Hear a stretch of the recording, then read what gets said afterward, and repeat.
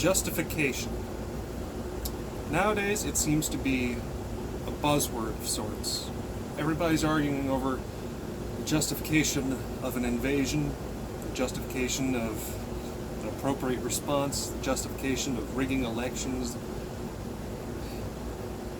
It's a very, very strange time to, be a word with so many implications. At least in my opinion. Of course, I have no credentials. I have no formal training. And as I always say, I am not part of any standing military, government organization or anything. I'm a retard with a bank account. But I have paid attention to my history. I have paid attention to the history of others around me. And one thing that has always bothered me is the justification or the questioning of a lot of the United States actions within the last 30, 40 years. It being 2024, I can confidently say that a lot of our issues can be tracked down to exactly 45 years ago. And I'm going to explain why. And with that is going to come an explanation for the invasion of Iraq in 2003, which I'm going to get to that. But second, Desert Storm, obviously. And I'm prepared to give my my thoughts on the matter, as well as be prepared to talk about it. Now, why do I say 45 years? It's 2024. Won't that lead you back to 1979? And yes, it would. But I should add the caveat that our problems could be traced back to 1979 and 1980, almost at the exact same time, in the exact same area of the world, just in two different locales. The first being Afghanistan, or the Soviet invasion thereof. Hence, 6B3, the Afghanica, the SSH-60. And, in 1980, the Iran-Iraq War, which ran from 1980 until, I believe, 1988. Now, how could such actions have such implications on the United States, you may ask? Well, that's a good question, and it is a very, very wide ocean to cross to get across everything in that space of information, of course. Now, just to start, the invasion of Afghanistan, 1979, Christmas of 1979, the Soviet Union leads a invasion of Afghanistan started by, they attempted to incite domestic unrest inside the country and lead a communist revolt. But that's, how it started is kind of beyond the scope of this. What is not, however, is the implications. And following almost a decade of combat. Now, where did this go, of course? Well, it led to the formation of the Mujahideen, leading what could be considered a jihad against the Soviet Union to protect the country of Afghanistan. And, of course, one rather significant player, significant quote-unquote, is none other than the son of a Saudi Arabian oil magnate, an oil billionaire, one named Osama bin Laden. Of course, Osama bin Laden. We all know the name, we've seen the face, maybe you've shot at paper targets of him at the range. But how does he figure into all this so early? Well, it being a jihad, so to speak, it calls pretty much all Muslims to fight against it. It is a holy war, of course, as jihad is pretty much a direct translation of. Now, what is Osama bin Laden doing in all of this? Well, is he on the ground in Afghanistan? Sort of. There's pictures of him, mostly publicity, him calling in, on the radio for support and whatever. But mostly he's funding the venture. He's commanding troops in there. But in no way is he up there with the likes of Ahmad Shah Massoud, the line of Pancio. So, where does this take us, of course? It takes us to him believing he is part of the Mujahideen, which, in a way, he definitely is. There's no question that he is still supporting the fight against the Soviets. Now, let's go southwest a bit, down to Iran, Iraq. I'm still not 100% certain on the history of the Iran-Iraq war, but I can tell you a few things that are completely verifiable. Don't take anything I say as 100% proof. Take everything I say as something you should look into yourself, of course. That is the number one rule of all history. Always do your own research after listening to said source for your first learning of an event. Now, throughout the Iran-Iraq war, there was actually heavy use of chemical weapons, namely by Iraq, some by Iran. It was not exactly a good time to be an Iraqi or Iranian.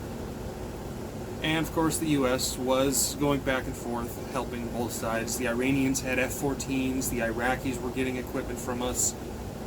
I will say a lot of the support we gave was indirect. A lot of the times when we see like M16s showing up in Iran, Iraq, or Phantoms or whatever, they have been bought from countries that we did supply.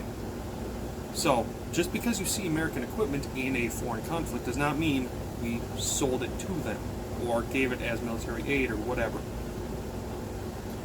Now, Iraq, during this entire 8-year endeavor, is borrowing billions and billions and billions of dollars from its neighbors, Kuwait, Saudi Arabia, all of them, to help fund this war, because they are getting absolutely stomped on.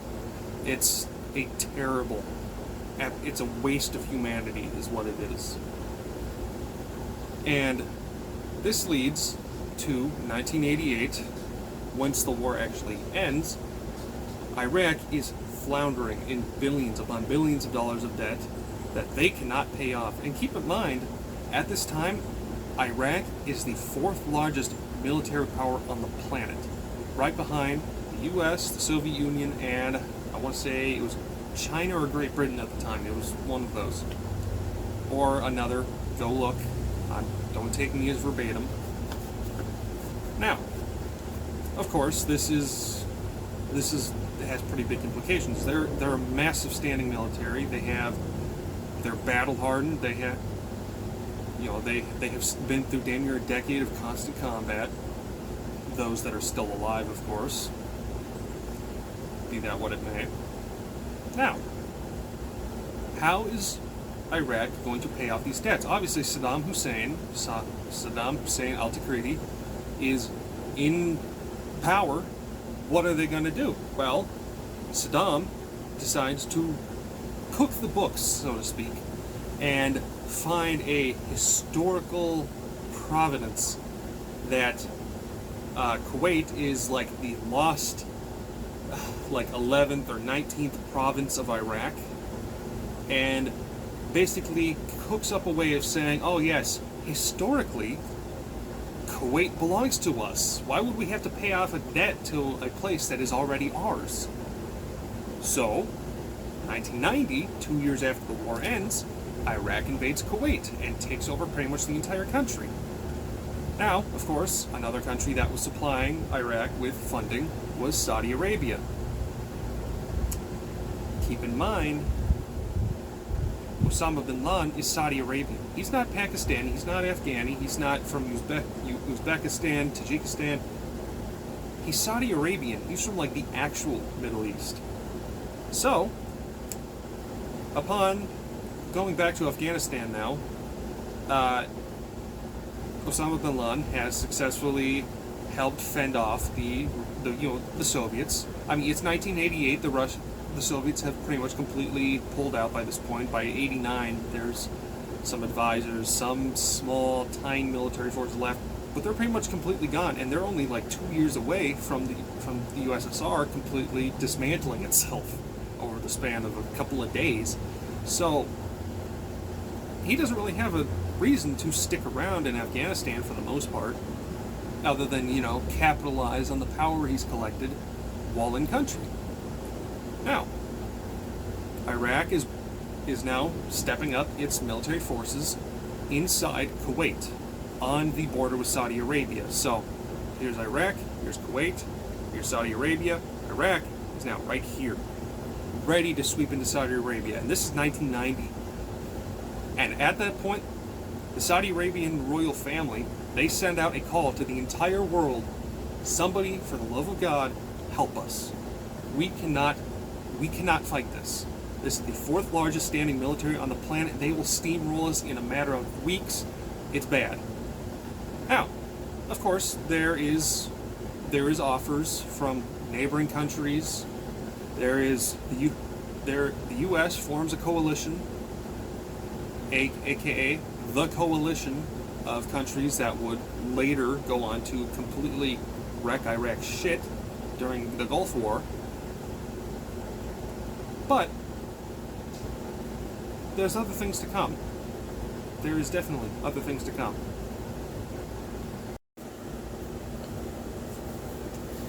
Ladies and gentlemen, the year is now 1990, or 1991. The new year has come and gone. We are now in the dawn, at the very beginning of the 9th decade of the 20th century. Now, as was previously stated, Iraq is now on the border with Kuwait, or with Saudi Arabia, I should say, in Kuwait. And, well, where are the world players currently sitting? Well, the United States is where it's always been. The USSR has thoroughly fallen apart. The Communist bloc, Warsaw Pact, is pretty much gone. And this call has gone out from Saudi Arabia, from the Saudi royal family, to the entire world, saying, help us. We need assistance of any kind. And of course, they make their choices after thoroughly looking through them all. And Osama bin Laden, he approaches the royal family and he presents to them, let me raise my mujahideen, let me defend my homeland. And the Saudi royal family, in how my dad has always put it, basically told him, don't call us, we'll call you. And the Saudi royal family decides to go with the US-led coalition to liberate Kuwait and defend Saudi Arabia. And of course, through 1990, Operation Desert Shield starts, and there is massive troop buildups inside Saudi Arabia. There is a massive air campaign that follows. Desert Storm kicks off. Iraq gets wiped out in the most beautiful symphony of warfare that has ever existed. Operation Desert Storm, aka the Gulf War, aka the first Gulf War, aka kicking their shit in, to be frank. Yeah. And, of course, this leaves Mr. bin Laden a little bit snuffed, so to speak. Because this, not only is this his homeland, he also views this as sort of a jihad. How Iraq, another country, could attempt to invade his home, and this land of decadence, the Americas, the United States, takes that away from him. Well, okay. What would a sensible man do? Well, he'd go home, think about it, come to the realization that, you know what? Either way, my home is being protected. It doesn't matter if it's me, the police, or the army that's saving my home from invaders, burglars, whatever, as long as it's safe and all my stuff is still there. No, bin Laden is anything but a sensible man, of course, as we all know. Bin Laden proceeds to spend the entirety of the 90s basically trying to get our attention, so to speak, staging terrorist attacks on us left, right, and center. Pardon me, it's 98 degrees out here with about 75 to 80% humidity. Gotta love it. I picked a perfect day for this, right? Anyways, the bombings of the American embassies in Kenya and Tanzania, the bombing of the USS Cole, the bombing of the World Trade Center in, I believe, 1994, which, yes, not everybody remembers that. 30 years ago, they attacked the World Trade Center the first time. 9/11 was number 2.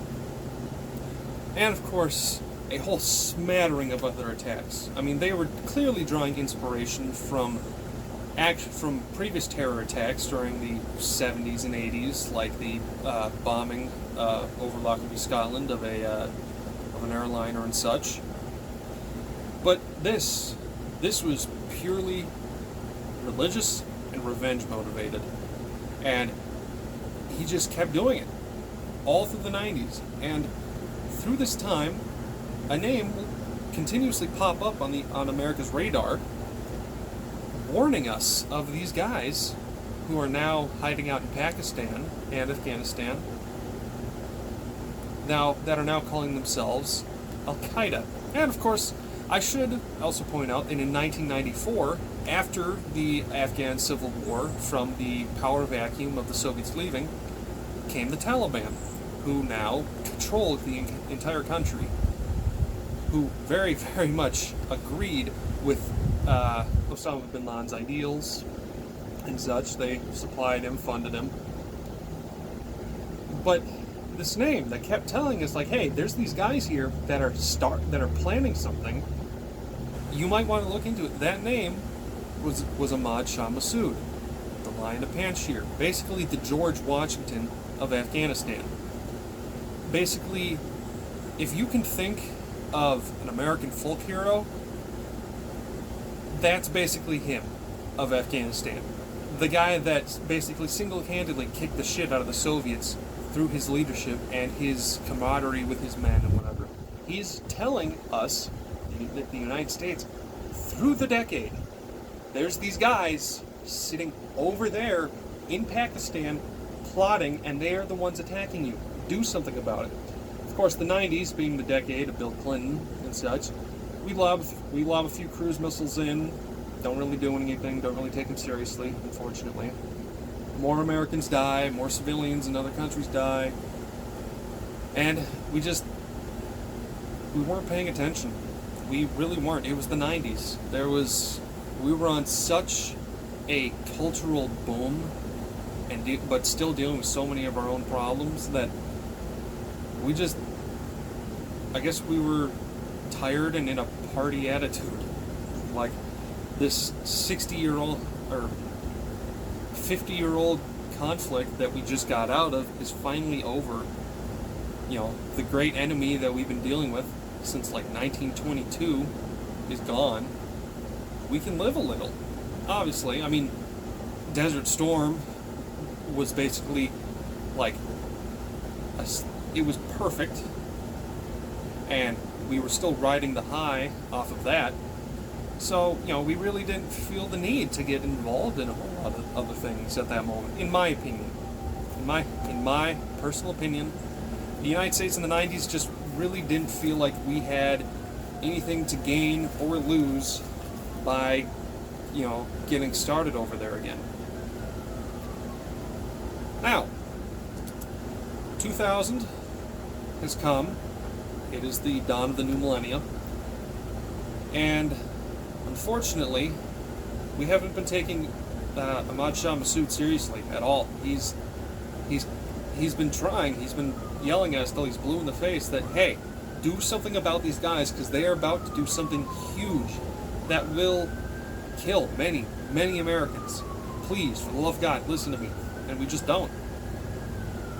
Unfortunately, I believe it was, I could be wrong on this, I believe it was September 10th, 2001, Ahmad Shah Massoud is assassinated by, I believe it was a suicide bomb in Kabul. I believe I got the facts right on that. Again, do your own research, look into it. And with that goes our our early warning. Because before that, he had been contacting us damn near weekly, if not probably monthly. Something big is about to happen. If you do not act now, you are going to go to war, and you are going to lose thousands and thousands of people to what these assholes are about to do. We didn't do anything. And September 11th, 2001 comes along. Because Osama bin Laden had been feeling snuffed by, not getting basically his birthright, how he would see it, to defend his home with his fanatical fervor, he attacks us.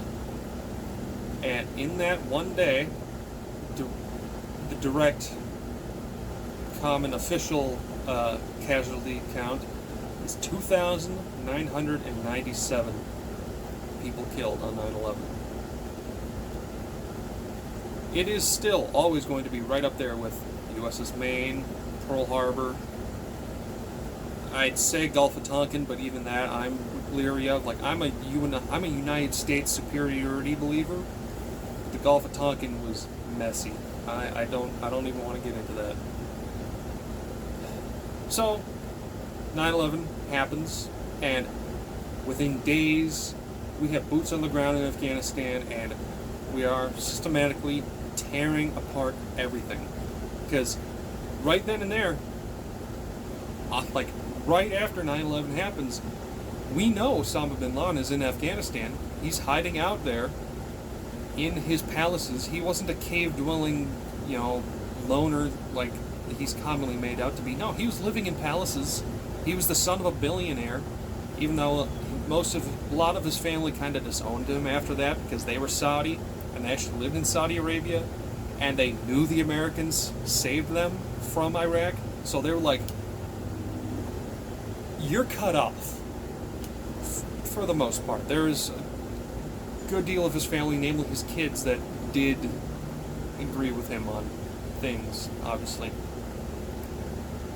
But from there, 2001, we gave the Taliban, now in control for the last 8 years, 9, somewhere in there, in control of Afghanistan, we gave them an ultimatum. If you hand him over now, or we're coming in after him, and we're coming in after you. And that is, well, I think you guys know how that played out.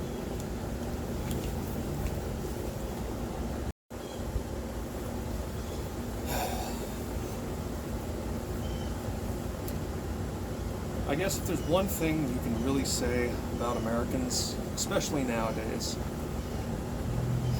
we have an incredibly short memory, quite possibly even shorter attention spans, because we don't pay attention to things for long, and when we do, it's in one ear out the other, and we're on to the next thing, because we knew there was problems going on over there, and we just kind of turned a blind eye to it. Maybe the decadence thing was maybe half right. Maybe we were just so caught up in being American and doing our own thing that we just kind of forgot the rest of the world has problems too. But then again, they also forget that we have our own problems as well. Now, as previously stated, Iraq, well, they just got their shit kicked in a decade ago. And now Afghanistan is led by the Taliban and is currently aiding and abetting and funding and arming Al-Qaeda. Okay, well that's shitty of them. What are we going to do about it? Okay, well, 2001, we start Operation Enduring Freedom, which obviously is the invasion of Afghanistan, and that, I don't think, it's hard to find people that can't justify that because they attacked us. We told the illegitimate government of the country, we're going to come and get them. If you get in our way, we'll fuck you up. They said no. And we told them, okay, if you don't let us in, we're going to kick your ass. So we kicked their ass anyways because they didn't let us in. They killed 3,000 of our people and hijacked numerous of our aircraft and have been attacking us for a decade. Where's the problem there? Okay, gas in, that's clear. Alright. Who else was aiding and abetting this country that has been attacking the United States? Go fucking figure. It was Saddam Hussein al-Takriti in Iraq from Baghdad. And big thing during the Iran-Iraq war, obviously there was loads of chemical weapons used, namely by Iraq, namely on civilians. Not to mention the gassing of the Kurds through the 90s, and even in the 80s. And through this time, we knew he had chemical weapons. I mean, why do you think that Gulf War mop equipment is so prevalent and just kind of ubiquitous? Why do you think pictures of guys in Iraq in 2003, they all have mass carriers, and there's so many of them in MOP 2 and 3. Like, he has the weapons. Hello. And, you know, everybody has said that, oh, there was no WMDs in Iraq. They didn't have any nukes. It's like, okay, first, WMD is a very broad term. A nuke is a WMD, but not every WMD is a nuke. I mean, there's two other letters to NBC. It's now CBRN, C-B-R-N, but NBC at the time, nuclear, biological, chemical. There's two more of those, and we knew they were heavy on the chemical, they were heavily developing biological weapons, and they had an active nuclear industry that they were trying to get up and running to make enriched uranium, to make nuclear weapons. They didn't have a nuke, but they were building one. It's the exact same thing as if you were sitting in your front yard and your neighbor is sitting out there building a bomb. And you call the police, and they show up, and you tell them, like, he's building a bomb. It's clear. It's right there. He's even told me that he wants to use it on me. And the police go, that's just a pressure cooker and a bunch of random chemicals. It's not a bomb. Yet. It's not a bomb yet. It's constructive intent. But no. You know, through 2001, 2002, 2000, into 2003, just before March, we consistently tell Iraq, let our inspectors in to make sure you're not developing any of this shit, and they constantly get sidetracked. Iraq is constantly either moving things and letting them in, or just straight up not letting them in. So it's obvious they're ducking our effort to keep them from having WMDs. And obviously that's a problem. Now, two other arguments you'll have against the invasion of Iraq in 2003, Operation Iraqi Freedom, OIF, as we all know. Or at least, as you should. I mean, how many of my generation's parents are OIF vets, or at least know an OIF vet? Come on. Obviously, it's just over oil, man. Okay, well, at the time, we were one of the most oil-heavy producing companies, or countries, in the world, so I don't think so. Second, you didn't say that about the Gulf War. That was one of Saddam's two big reasons for even invading Kuwait. Because at the time, obviously, Kuwait was owed a massive debt by Iraq, so Saddam wanted to get rid of that. But Iraq, yeah, they have a lot of oil fields. Kuwait has a fuckload of oil fields. So, Iraq takes over Kuwait, stops producing oil, stops exporting, can jack up the prices, and all of a sudden they're raking in billions while putting in like half or a quarter of the effort. That was about oil. The Gulf War, there's seriously, gas prices went up like a penny, and immediately the whole world stared at Iraq and said, "You're not doing that shit. You're not pulling that now." Because we had just gotten out of the 70s and 80s with the energy crisis, where gasoline was like comparative to like $15 a gallon, you know, accounting for inflation. We didn't want to go through that again because it screwed us. So, okay, that's okay. Well, if you're saying that invading Iraq was over oil, why didn't you say it about the first time we kicked their ass, when it was actually about oil, as well as the U.S. was only just asked. We weren't even really involved until Saudi Arabia was like, "Hey, could you please help us take care of these Iraqis?" Like, we did it for them. We didn't do it for us. Okay? Trying to keep some of the personal opinions without stating them out of this. And of course, we just wanted to take back all their gold, or take all of their gold and all their, natural resources and whatever. Okay, well, when we started setting up the post-invasion Iraqi government, we handed all that back except for stuff like usual GIs like smuggled out in their fucking Humvees, gas tanks, and whatever. So, ladies and gentlemen, disclaimer. I feel as though I should add this. Now, Iraq was developing they had chemical weapons, and they were developing biological weapons. Now, many people say, yes, there were no WMDs in Iraq. Yes, there were. Okay, we went in and we didn't find any. Where did they go? That is often used as a massive argument for justification against going to Iraq. Does anybody remember the Syrian gas attacks through the 2010s? That's where they went. Pretty much every single WMD that was in Iraq was smuggled out of the country and moved to Syria for storage, future use, such cases.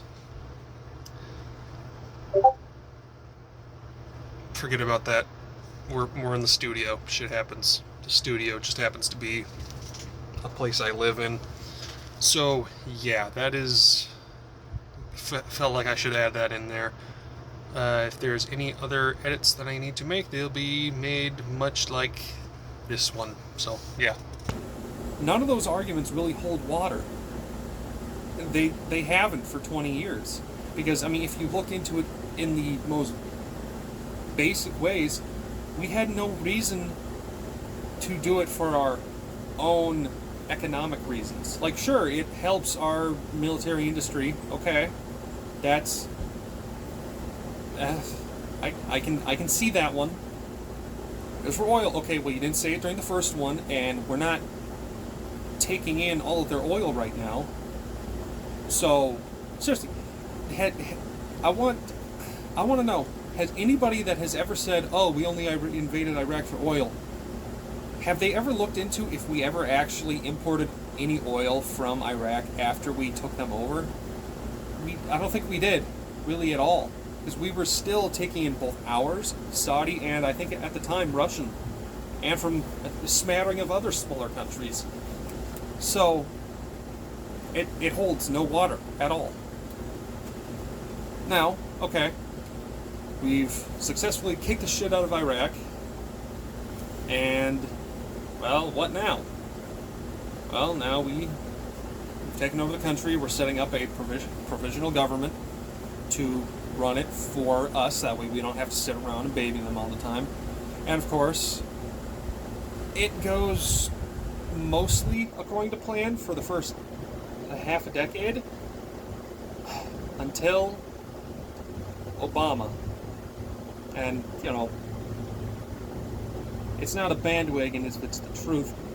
When Obama pulled us out of Iraq, it swept all of the power out of the country, and that left a massive, massive vacuum for all of the insurgencies that had sprang up when we took Iraq over. And the biggest one to come out of that was ISIS. So, and a large part of the plan to pull out of Iraq was actually orchestrated, both, yes, by Obama, but also by Hillary Clinton. So, when people call her the mother of ISIS, it's not exactly far off base. I mean, her plan, or their plan at the time, the sitting presidency and his cabinet, during that time, between 2008 and 2016, is responsible for that.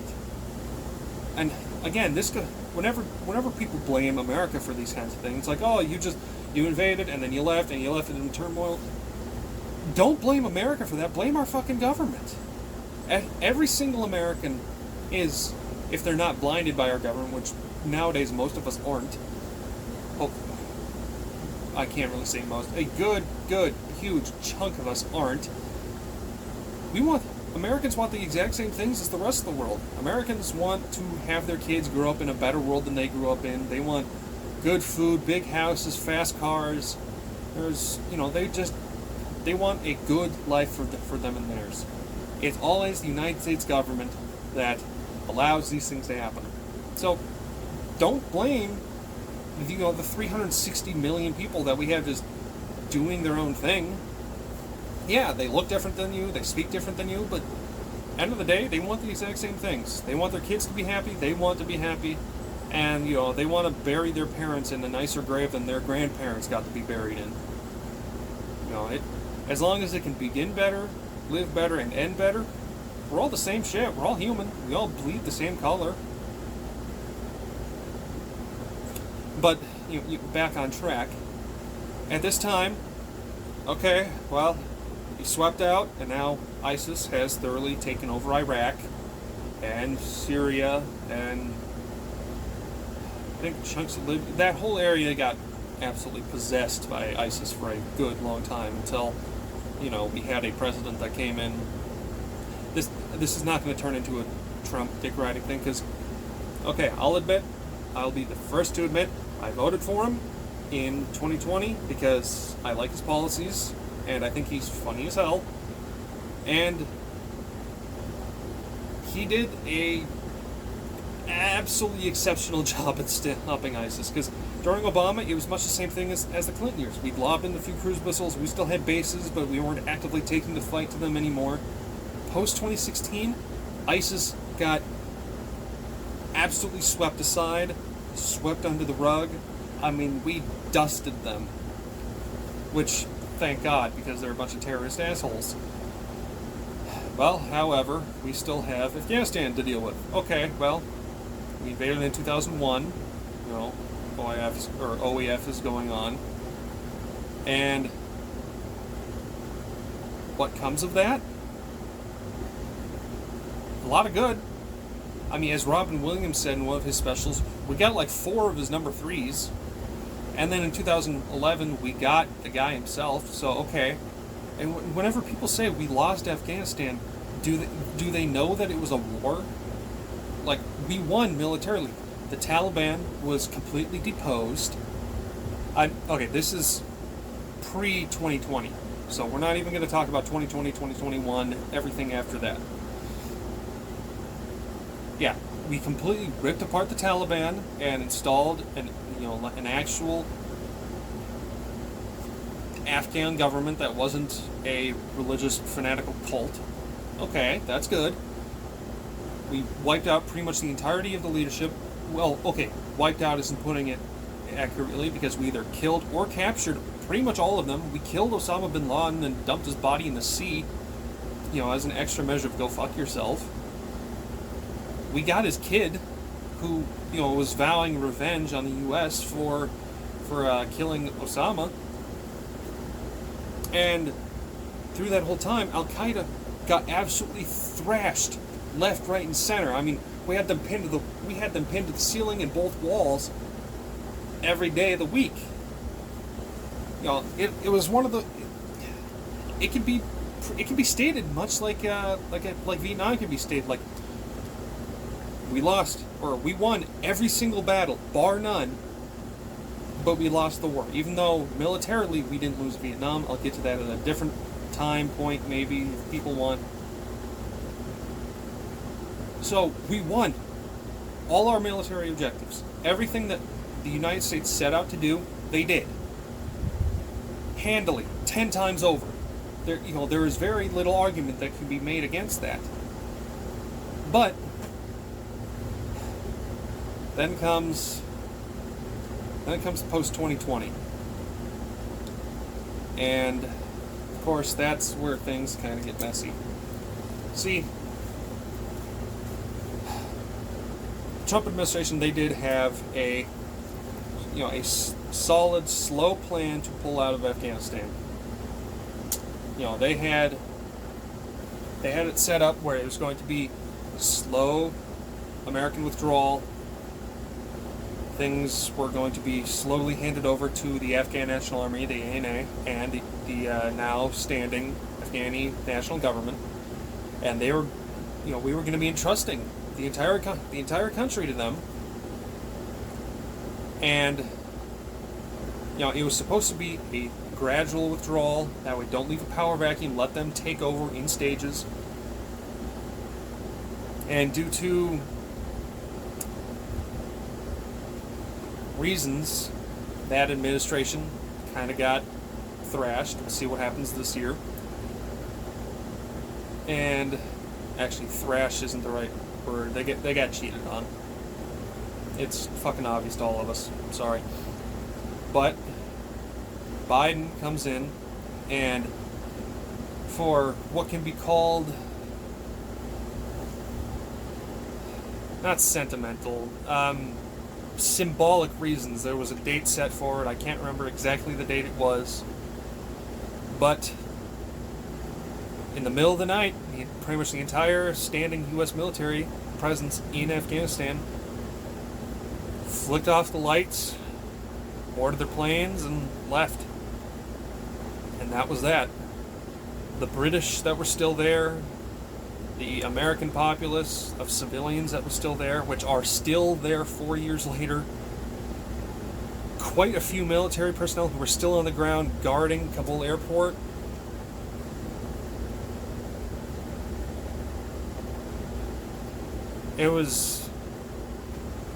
It could not have been a bigger disaster. There is absolutely zero possible way it could have gone worse. Unless, I don't know, a former president had been there to watch it go down and he got killed or something. I don't know. But simply put, the withdrawal from Afghanistan, it was supposed to be our great send-off to 20 years of the war on terror. It was supposed to be, this is the country and the cities and the place that this all began. We killed the leaders of the people that attacked us. We killed the people that attacked us if they didn't kill themselves. We did everything we set out to do. But because one party, one cabinet, one person wanted to play politics,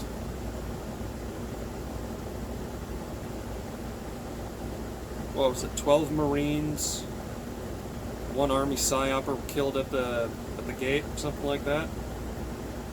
Plenty of Americans are still over there. I think quite a few of them have been captured. Most of them, I'm pretty sure, probably won't hear about where their bodies are buried, if they're buried at all. All of the Afghans that had grown up under, either the Soviets or the Taliban, they had been, the ones that had helped us through those 20 years, they had been killed off. I mean, my dad's interpreter, when my dad was in Iraq from 2007, all of 2007 through partial of 2008, his interpreter, I won't say his name for, safety reasons. I mean, he's in the U.S., but, just for privacy. He was in Kabul when that shit was going down, and he was actively being hunted by the Taliban as they were taking over the country.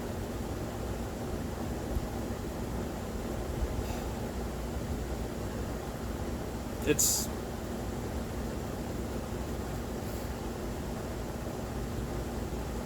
all of that work put in by the United States military, by civilian contractors, by just American citizens over there to do good, was pissed away by people who wanted to play. They just wanted to play politics. They wanted to play symbology. They wanted to. I don't know. I don't know what they were trying to accomplish. If they accomplished anything other than making us look terrible, because with how that area of the world works, there will pretty much never be forgiveness for what we did. And I could tell them until I'm blue in the face. The American people didn't want that. A great deal of the last administration didn't want that. But we have some flagrantly evil people that have taken power in our home that led the United States to do that. And for that, I could not convey my sympathies any better. I'm sorry to the entirety of the country of Afghanistan for us letting those assholes take power in our home and letting it happen. I mean, I have friends over there. I have friends that have served over there. I have friends that are Afghani or Pakistani or whatever that live in Afghanistan.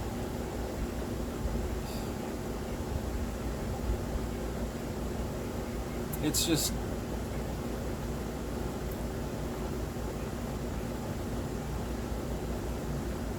it's really difficult trying to convey the American viewpoint sometimes when we are so interconnected to everything that it seems to the entire world sometimes that Americans,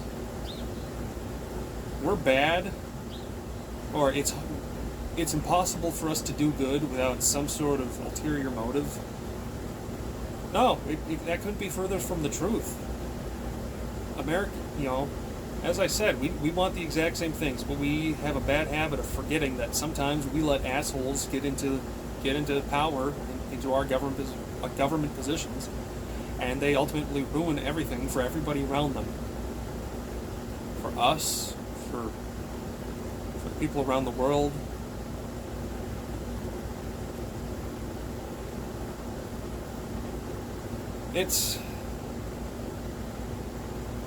Yeah. So, in summary, I guess, the reasons that we went to Afghanistan and Iraq can be traced all the way back to 1979 and 1980. And again, you don't have to believe this. Everything I told you is verifiable fact. But you don't have to believe any of it if you don't want to. I can't make you do any of that, of course. But what I do hope you do is at least just carry some of it with you, look into it, read a book about it, read multiple books about it, read articles, read Wikipedia pages, don't believe them, don't edit them. And next time somebody says, "Oh yeah, Iraq and Afghanistan, they were about oil and gold and paying into the, American industrial military complex," just question them first. Don't accuse them of anything. Just ask why they think that. Ask them if they know any of what I've just told you.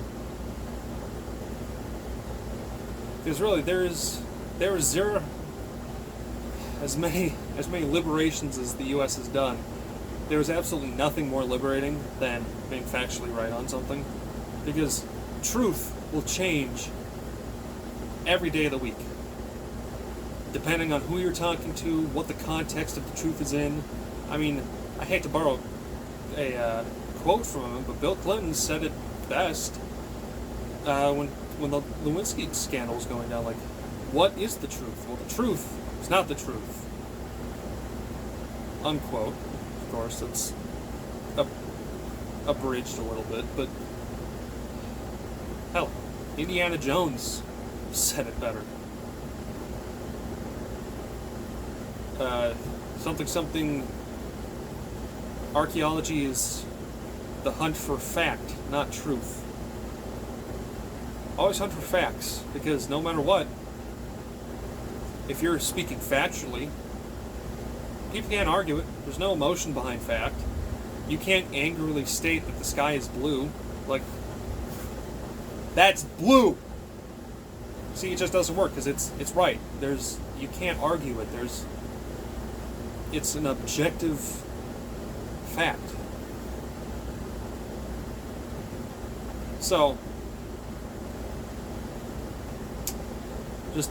and in closing, from the son of an OEF vet, I'm sorry to two people of Afghanistan, because I can tell you from in there, from the heart, we didn't want that. I grew up seeing, Iraq, Afghanistan, grew up seeing all that shit go down, and I grew up being fascinated by your guys' cultures,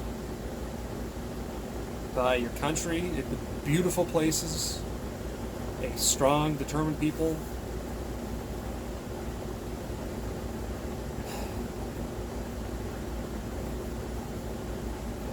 Yeah. So, thanks for listening. This has been Avis Prime saying, our actions are justified. But, our politicians always aren't.